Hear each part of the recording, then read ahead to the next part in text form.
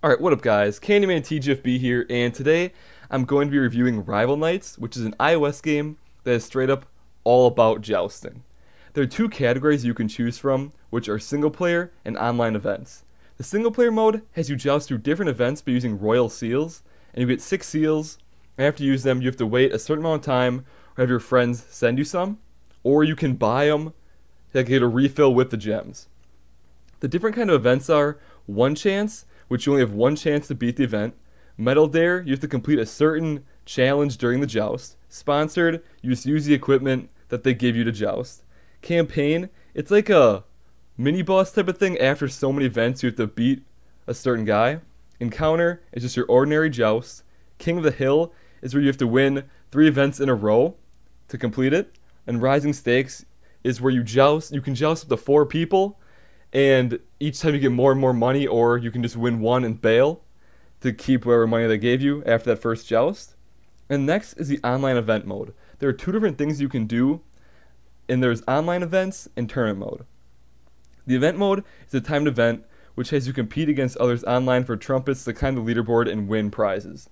The prize bracket is broken down into 3 pools which differ from event to event. You can also win gems and money for just competing in a certain amount of jousts in a single event. There's also a cool little bonus you can get from your friends when they win their jousts in this online event as well. And this mode also uses the seal system like the campaign does, like the single player, but it's the blue social seals at the top, and it's the same way how you get them back. Buy them with the gems, wait time, or have your friends send you them, and there's a new event every 24 hours. As for the tournament mode, it costs 10 gems to get in, and there's a total of 8 players in each tournament. It's a standard elimination tournament, and you have one chance to beat the other player, and you can take up to 24 hours to take your turn. The prizing for the tournament is 40 for first and 20 for second, and when you buy yourself into the tournament, it costs 10 gems, as I stated before, and you can either just get the gems from playing just the campaign, or just buy them. The upgrading system in this game is really nice, but when you beat one league, you have to start completely over with all your gear.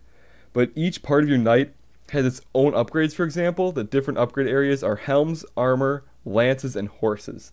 For the helms, armor, and lances, they range from easy to fair to hard difficulty to use and are all weighed differently. The amount of weight that you can carry depends on the horse that you are currently using, and the horses also range from easy to fair to hard difficulty to use as well. But they do not have a weight. Each helm, armor, and lance and horse can be upgraded a certain number of times depending on how far you are in the game and what league you're in. And when you go back to the online, if you're in League 2, you can still fight League 1 players, but you just have to use your League 1 character. And there's also in-app purchases for gold and gems to speed up the upgrading process. Now for the graphics and gameplay. As far as the graphics go, they are amazing for an iOS game. From your character to the dirt flying in the air when a body hits the ground, the game just looks absolutely incredible, and everything runs really smooth. The gameplay is also really fun and keeps you interested for long periods of time. The game overall isn't very difficult. It's a lot of grinding for money to be able to upgrade all your stuff unless you spend money to speed the process up a lot. The music in the game is also really good. It brings the whole thing together in my opinion, because it makes you feel like you're actually in the medieval times after you win a joust. Even like when you're on the main menu, the music is just really good. And lastly, the controls. The controls are very smooth and responsive, and there's no delay at all from when you hit the screen to speed up your horse and move your finger around to try to land that perfect strike with your lance. It's just dead on. Overall, there's nothing about the game that I really don't like. From the single player to the online events, there's always something to do in the game, and it's just a really good game overall. I rate this game 4.5 stars out of 5 because the gameplay is great, the graphics are fantastic, and it's just a hard game to put down.